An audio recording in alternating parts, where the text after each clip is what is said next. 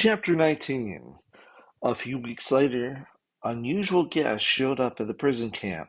Three military officers rode in on horses, and it was obvious by their appearance that one of them was a high-ranking colonel in the army, all the way from the main village. It soon became clear that they were there to inspect the camp. The warden pulled out all the stops and made quite a show of things. Not that he had anything remarkable to brag about at the prison camp. It was a standard camp out in the middle of nowhere on the Siberian steppes, housing some 300 prisoners, with no notorious or political criminals among them. But guests of the camp were rare, so giving these special visitors a tour was the biggest thing that had happened at the camp in years. They were shown the officers' quarters, the kitchen, the mess hall, and the barracks. Nikolai could hear their conversation as the tour took them near the stables. "What's in here?" the colonel asked, pointing at the low-roofed shed where Nikolai's box was kept.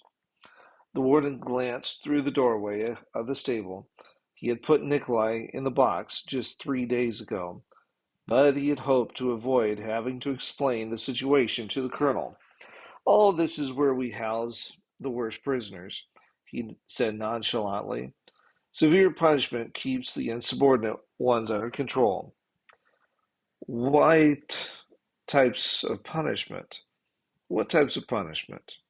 "All various types," the warden squirmed. The officer stepped through the doorway and peered into the dim shadows of the stable. "We keep them locked up in boxes like that one." The warden pointed to Nikolai's wooden crate in the corner. "How many prisoners are locked up right now?" The officer was painfully persistent, and Nikolai could sense the uneasiness in the warden's voice. "Well, we only have one man in here right now." "And he's in for what specifically?"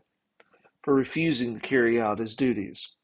The officer stepped closer to the wooden crate, but immediately stepped back as his nose caught a whiff of the foul stench coming from the crate. "Whoa!" he exclaimed. "And how long have you been punishing him for this sort of insubordination?" "Hmm." The warden scratched his head.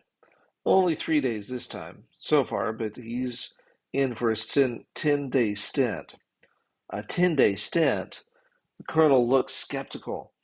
"And you say he won't work? How many times has he been insubordinate?" "Well, now, he's been giving us trouble ever since he arrived in camp." The warden's eyes darted back and forth between the box and the colonel. "Every time we let him out, he disobeys again, so we just put him back in the box." The colonel looked at the box again. "And you've tried this how many times?" "Hmm, I guess we've been doing it for pretty close to 2 years now." The colonel looked at the warden incredulously, his mouth dropping open in disbelief. Through the cracks in the crate, Nikolai watched the whole thing transpire, and with bated breath he waited for the conversation to continue. It was becoming more and more apparent that the colonel did not approve of such crude forms of treatment, and it also appeared as though the warden was about to get reprimanded for it. 2 years? Yes, sir. You've had this man locked up in this tiny box for 10-day stints repeatedly during the last 2 years. That must be some 40 or 50 times at least." The warden looked embarrassed. He paused and then finally replied, "Well, yes, I'd say that's about right." "Do you mean to tell me that you've been locking this man up in this crate for 2 years and it hasn't done any good? Even with this type of punishment, he's still being disobedient or insubordinate, or whatever you want to call it?" The colonel was getting more irritated by the minute. "Did it ever occur to you, officer, that there may be a good reason why this man isn't following your orders? I mean, 2 years, and he still hasn't come around." The warden looked shocked and bewildered and aghast. all in the same instant. Well, did you? No, no, sir, it didn't occur to me just like that. But now that you put it that way, it does sound pretty ridiculous. Ridiculous?